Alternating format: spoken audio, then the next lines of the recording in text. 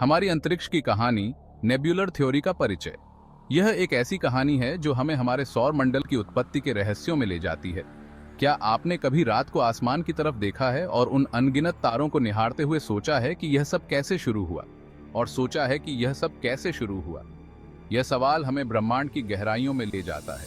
हमारा सूरज, पृथ्वी और बाकी सभी ग्रह कैसे बने? यह एक रहस्य है जिसे वैज्ञानिकों ने सुलझाने की कोशिश की है। इसका जवाब वैज्ञानिकों का मानना है कि नेब्यूलर थ्योरी नामक एक दिलचस्प कहानी में छिपा है। यह थ्योरी हमें बताती है कि कैसे सब कुछ शुरू हुआ। नेब्यूलर थ्योरी हमारे सौर मंडल के जन्म की एक वैज्ञानिक व्याख्या है। यह हमें बताती है कि कैसे एक साधारण बादल ने हमारे सौर मंडल को जन्म दिया। यह बताता है कि अरबों साल पहले हमारा पूरा सौर मंडल गैस और धूल के एक विशाल घूमते हुए बादल से ज्यादा कुछ नहीं था। यह बादल धीरे धीरे बदलता गया। कल्पना करो, एक कॉस्मिक बादल, एक नेबुला अंतरिक्ष की विशालता में तैर रहा है। यह बादल धीरे धीरे सघन होता गया। यह नेबुला एक कॉस्मिक फिंगरप्रिंट की तरह हर उस ग्रह, चंद्रमा और क्षुद्र ग्रह के बीच समेटे हुए था जिसे हम आज देखते हैं। यह एक अद्भुत प्रक्रिया थी।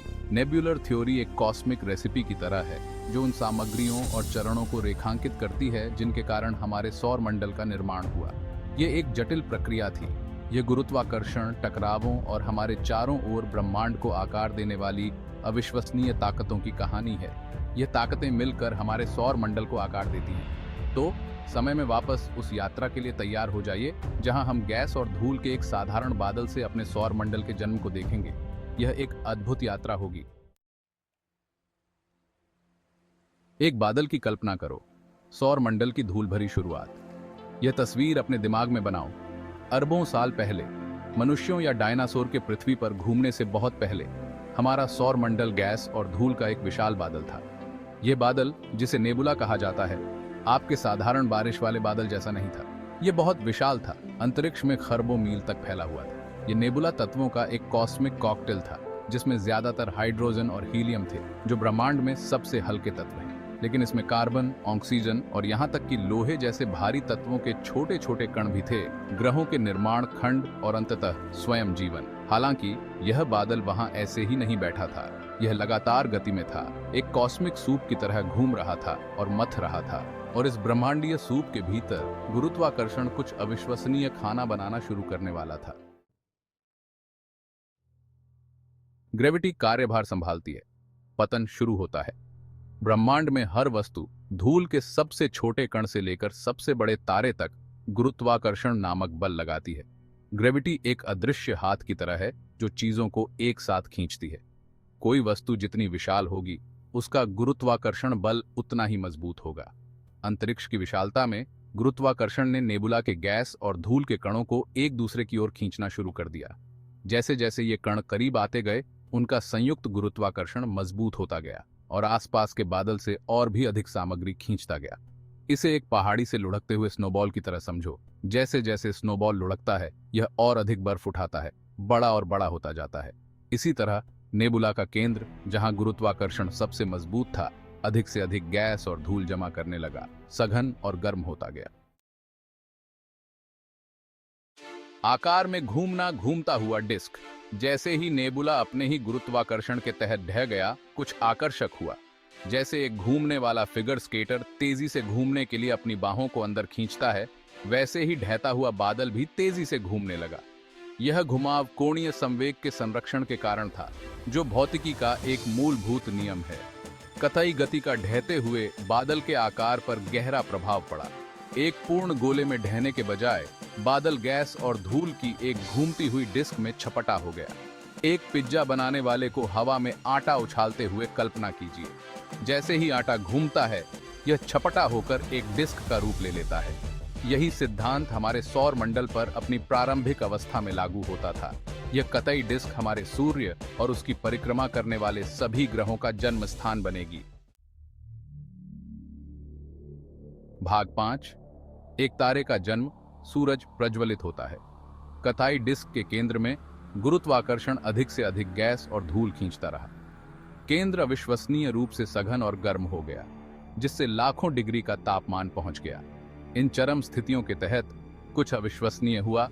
परमाणु संलयन शुरू हुआ। परमाणु संलयन वह प्रक्रिया है जो तारों को शक्ति प्रदान करती है। डिस्क के केंद्र में भीषण गर्मी और दबाव में हाइड्रोजन परमाणु आपस में जुड़ने लगे, जिससे हीलियम का निर्माण हुआ और इस प्रक्रिया में भारी मात्रा में ऊर्जा निकली। इसने हमारे सूर्य के जन्म को चिह्नित किया। सूर्य के शक्तिशाली गुरुत्वाकर्षण ने अधिक से अधिक सामग्री को आकर्षित करना जारी रखा, जिससे उसका आकार और तापमान और बढ़ता गया। अंततः सूर्य एक स्थिर तारा बन गया, जो प्रकाश और गर्मी का उत्सर्जन कर रहा था, जो आसपास की डिस्क की नियति को आकार देगा। भाग 6, धूल से ग्रहों तक, ग्रहों का उदय।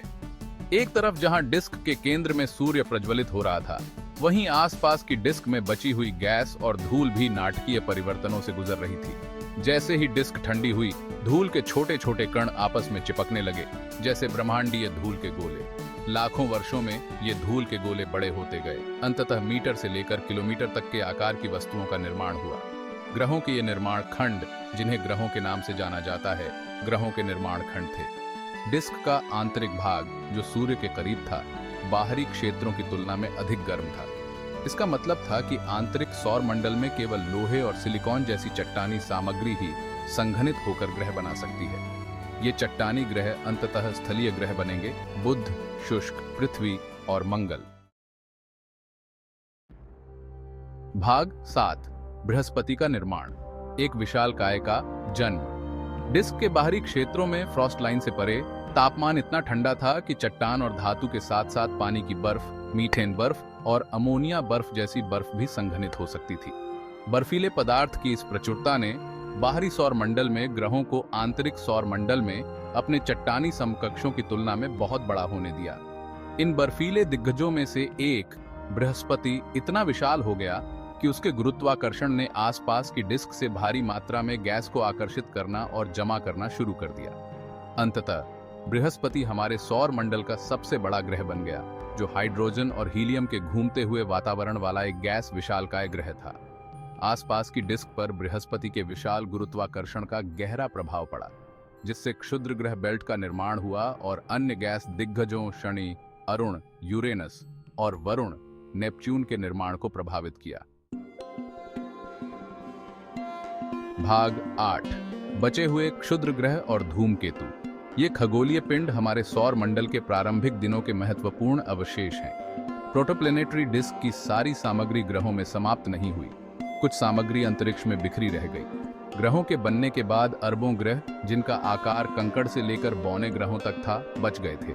ये छोटे पिंड सौर मंडल के विभिन्न हिस्सों में बिखरे हुए हैं। सौर मंडल के निर्माण के ये अवशेष क्षुद्र ग्रह बेल्ट, कुइपर बेल्ट और ऊर्ट बादल बनाते हैं। ये बेल्ट और बादल हमारे सौर मंडल के बाहरी किनारों पर स्थित हैं। मंगल और बृहस्पति के बीच स्थित क्षुद्र ग्रह बेल्ट चट्टानी और धात्विक क्षुद्र ग्रहों का एक विशाल संग्रह है, जो आंतरिक ग्रहों के निर्माण से बचे हुए हैं। यह बेल्ट सौर मंडल के मध्य भाग में स्थित है। नेपच्यून से परे स्थित कुइपर बेल्ट बर्फीली वस्तुओं का घर है, जिसमें प्लूटो जैसे बौने ग्रह शामिल हैं, जो बाहरी सौर मंडल के निर्माण के अवशेष हैं। यह बेल्ट सौर मंडल के बाहरी किनारे पर फैली हुई है। ऊर्ट बादल बर्फीली वस्तुओं का एक विशाल और दूर का गोला, लंबी अवधि के धूमकेतुओं का स्रोत माना जाता है, जो कभी कभी अपनी बर्फीली पूंछ के साथ हमारे आसमान की शोभा बढ़ाते हैं।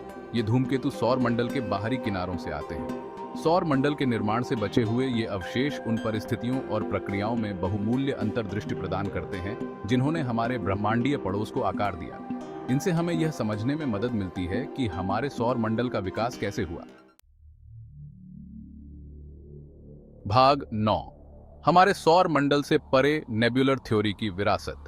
नेब्यूलर थ्योरी केवल हमारे अपने सौर मंडल के बारे में एक कहानी नहीं है। यह एक व्यापक सिद्धांत है जो हमें ब्रह्मांड के अन्य हिस्सों में भी ग्रह प्रणालियों के निर्माण की प्रक्रिया को समझने में मदद करता है। यह एक ऐसा मॉडल है जो पूरे ब्रह्मांड में ग्रह प्रणालियों के निर्माण को समझने में हमारी मदद करता है। यह सिद्धांत हमें यह जानने में मदद करता है कि कैसे धूल और गैस के बादल समय के साथ मिलकर ग्रहों और तारों का निर्माण करते हैं। खगोलविदों ने अन्य तारों के चारों ओर प्रोटोप्लेनेटरी डिस्क, ग्रहों के जन्म स्थानों को देखा है, जो इस बात का प्रमाण प्रदान करते हैं कि हमारे सौर मंडल को बनाने वाली प्रक्रियाएं अनोखी नहीं हैं। यह हमें यह भी दिखाता है कि ब्रह्मांड में ग्रह निर्माण की प्रक्रिया कितनी सामान्य है।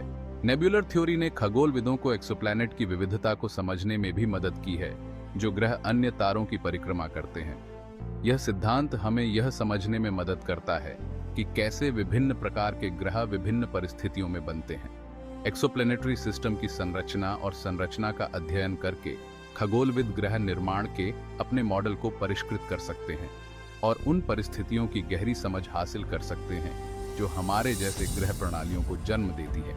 यह अध्ययन हमें यह भी बताता है कि हमारे सौर मंडल के बाहर जीवन की संभावना कितनी है। नेब्यूलर थ्योरी वैज्ञानिक जांच की शक्ति का प्रमाण है। यह दर्शाता है कि कैसे हम अरबों साल पहले एक नेबुला में घूम रहे उसी स्टारडस्ट से निर्मित टिप्पणियों और वैज्ञानिक तर्क से अपने ब्रह्मांडीय मूल की कहानी को जोड़ सकते हैं। यह सिद्धांत हमें यह भी सिखाता है कि कैसे वैज्ञानिक अनुसंधान और अवलोकन हमें हमारे अस्तित्व के गहरे रहस्यों को समझने में मदद कर सकते हैं। यह हमें याद दिलाता है कि हम सभी विशाल ब्रह्मांड से जुड़े हुए हैं। हम सभी एक ही ब्रह्मांडीय धूल से बने हैं और यह संबंध हमें हमारे अस्तित्व के बारे में गहराई से सोचने पर मजबूर करता है।